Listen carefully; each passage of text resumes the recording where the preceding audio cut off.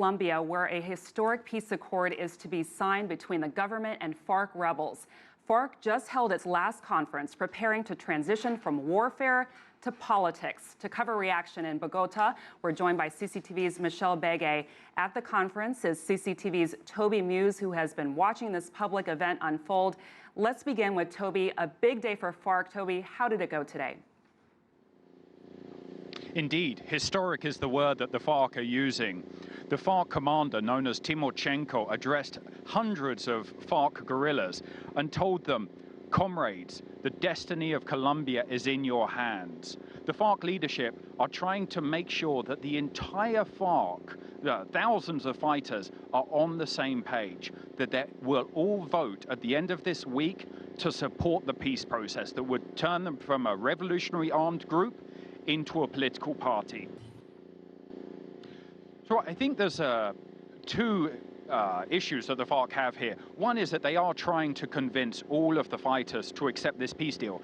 But I think also unspoken is that the FARC is rebranding itself. This is for the Colombian audience and beyond. I think they're trying to show a different side of the FARC, a different face.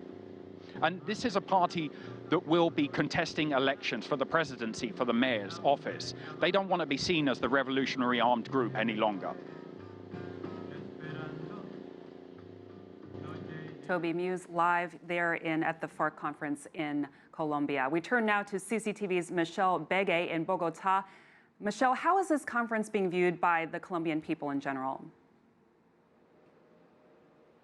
Well, there's a lot of curiosity. This is really the first time that we're seeing the FARC broadcast their conference in this way. Like my colleague Toby Muse is saying, usually these conferences were done in total secrecy. They were an illegal group. And what they usually talked about in these conferences was more of their military strategy, not their political strategy moving forward. So this is all very new for the Colombian people, and it might take a couple of days to really get a sense of how they feel about this, if they're going to see it as a controversial thing or as a positive thing.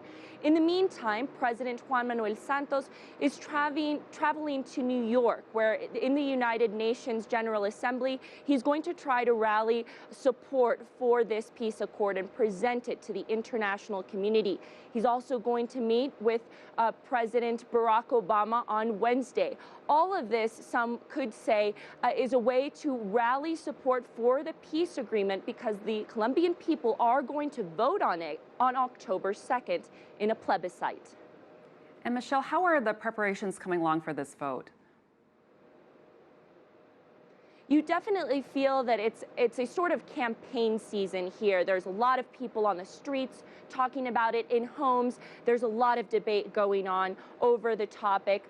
And in fact, former President Álvaro Uribe Vélez, who has led the opposition for years on the peace agreement, on the negotiations and the agreement itself, has called on President Juan Manuel Santos to debate it with politicians who are for the no vote. That is something that President Juan Manuel Santos has not agreed to. But in the meantime, we do see that debate going on between the Colombian people.